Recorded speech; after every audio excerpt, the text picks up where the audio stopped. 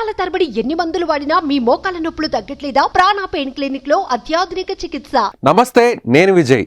AP ఎన్నికల్లో YCP దారుణ ఓటమిని చవిచూసిన తర్వాత ఆ పార్టీకి సంబంధించినటువంటి అధ్యక్షుడు జగన్మోహన్ రెడ్డి ఇటీవల వైసీపీకి సంబంధించినటువంటి కీలక నాయకులు, ఎమ్మెల్యే అభ్యర్థులు, ఎంపీ అభ్యర్థులతో పాటుగా కీలక నాయకులతో సమావేశాన్ని నిర్వహించారు. ఆ సమావేశంలో జగన్మోహన్ రెడ్డి చేసినటువంటి వ్యాఖ్యలు ఇప్పుడు చాలా ఆసక్తిగా మారాయి. ఎందుకంటే జగన్మోహన్ రెడ్డి వై నాట్ 175 అంటూ కూడా పార్టీకి సంబంధించినటువంటి నాయకులందరూ కూడా ఇదే నినాదంతో ఎన్నికల్లోకి వెళ్ళారు. అయితే కేవలం 11 స్థానాలు, అలాగే కేవలం 4 స్థానాల్లో మాత్రమే ఎంపీ సీట్లను గెలిచినటువంటి పార్టీ ఇప్పుడు ఇంత ఓటమికి గల కారణాలు ఏంటి అనేటువంటి విశ్లేషణ చేస్తున్నారు. అయితే నాయకులతో సమావేశంలో జగన్మోహన్ రెడ్డి ఒక వ్యాఖ్య చేశారు.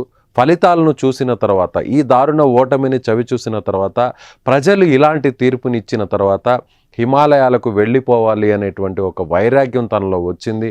కానీ అదే ప్రజలు, ఓటర్లు 40% ఓట్లను తమకిచ్చారు కాబట్టి వెంటనే 2-3 రోజుల తర్వాత ఆ ఓటమి నుంచి తేరుకున్న తర్వాత వెంటనే తాను ఇక ప్రజాక్షేత్రంలో ఉండాలి, ప్రజలు 40% మంది ప్రజలు తమ వైపు ఉన్నారు కాబట్టి వారి వెంట నిలవాలి అనేటువంటి ఉద్దేశంతోనే ఇప్పుడు ప్రజాక్షేత్రంలోకి వెళుతున్నాను, అందుకే పర్యటనలు కూడా కొనసాగిస్తున్నాను, క్షేత్రస్థాయి పర్యటనలు అంటూ కూడా జగన్మోహన్ రెడ్డి నాయకులకు ధైర్యం చెప్పేటువంటి ప్రయత్నం చేశారు. నాయకుల్లో ఒక ఆత్మవిశ్వాసాన్ని పెంపొందించేటువంటి ప్రయత్నం చేశారు. అయితే జగన్మోహన్ రెడ్డి చాలా ప్రాక్టికల్గా కనిపించేటువంటి జగన్మోహన్ రెడ్డి నాయకులతో జరిగినటువంటి సంభాషణలో, సమావేశంలో ఇలాంటి వ్యాఖ్యలు చేయడం మీద ఇప్పుడు ఆ పార్టీకి సంబంధించినటువంటి నాయకులు చర్చించుకుంటున్నారు. ముఖ్యంగా జగన్మోహన్ రెడ్డి లాంటి నాయకుడు, ఎంతో ధైర్యంగా నిలబడేటువంటి నాయకుడు ఇలాంటి వ్యాఖ్యలు అంటే ఇంత దారుణ ఓటమి చవి చూసిన తర్వాత నేరుగా హిమాలయాలకు వెళ్ళిపోవాలి అని అనిపించింది తనకు అంటూ కూడా నాయకులకు చెప్పినటువంటి తీరు మీద ఇప్పుడు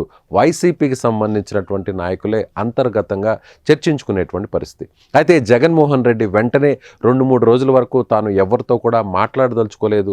అంత దారుణమైనటువంటి ఓటమిని చూసిన తర్వాత ఎలా రియాక్ట్ అవ్వాలో కూడా అర్థం కాలేదు. కానీ ప్రజలు 40% మంది తమ వైపు నిలబడ్డారు కాబట్టి వారికి అండగా ఉండాలి అనేటువంటి ఉద్దేశంతో వెంటనే తాను తేరుకున్నానంటూ కూడా ఆయన నాయకులకు భరోసా ఇచ్చేటువంటి ప్రయత్నం చేశారు.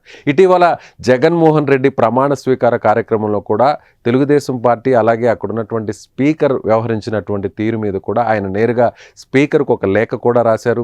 ప్రతిపక్ష హోదా ఇవ్వడానికి కేవలం 10% సీట్లన్నా తప్పనిసరిగా రావాలి అంటూ కూడా ఎక్కడైనా శాసనసభకు సంబంధించినటువంటి నిబంధనలో ఏమైనా ఉందా, మీరు తనను అవమానిస్తున్నారు అంటూ కూడా జగన్మోహన్ రెడ్డి లేఖ రాసినటువంటి విషయం తెలిసిందే.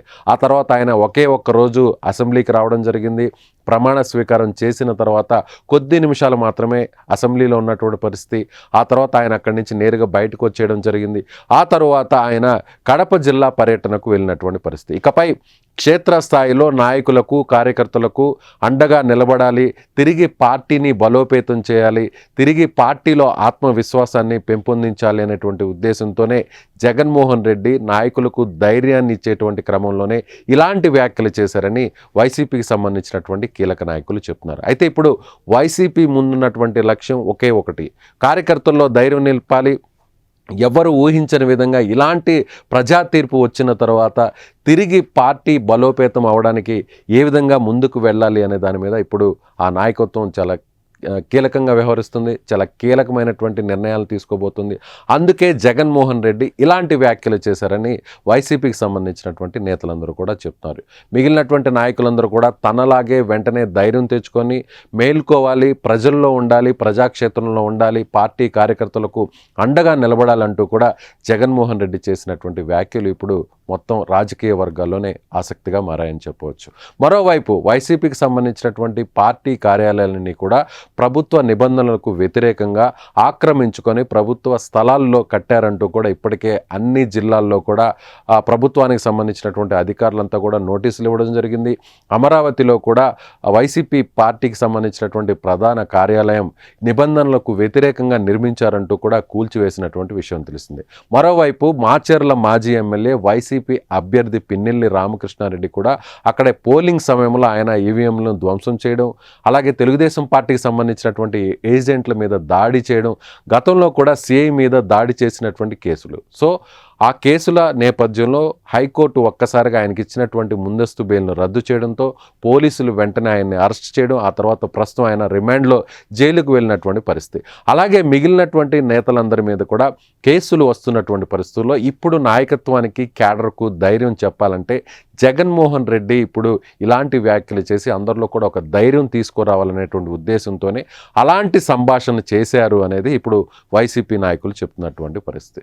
సో ఓవరాల్గా చూస్తే జగన్మోహన్ రెడ్డి ఓటమి చవి చూసిన తర్వాత, ఇంత దారుణ ఓటమి వచ్చిన తర్వాత తాను ఒక్కసారిగా వైరాగ్యంలోకి వెళ్ళిపోయారా, వైరాగ్యంలోకి వెళ్ళి హిమాలయాలకు వెళ్ళిపోవాలనిపించిందంటూ ఆయన వ్యాఖ్యలు చేశారా అనే దానిపై ఇప్పుడు అన్ని పార్టీలకు సంబంధించినటువంటి నాయకులు చర్చించుకుంటున్నారు. అయితే వైసీపీ మాత్రం నాయకుల్లో భరోసా ఇవ్వడానికి, వారికి అండగా నిలబడడానికి, వారిలో ఆత్మవిశ్వాసాన్ని పెంపొందించడానికే జగన్మోహన్ రెడ్డి ఇలాంటి వ్యాఖ్యలు చేశారని వైసీపీ సమర్థించుకుంటుంది. సుమన్ టీవీలో మీ పర్సనల్ అండ్ బిజినెస్ ప్రమోషన్స్ కోసం కింది నెంబర్కి కాంటాక్ట్ చేయండి.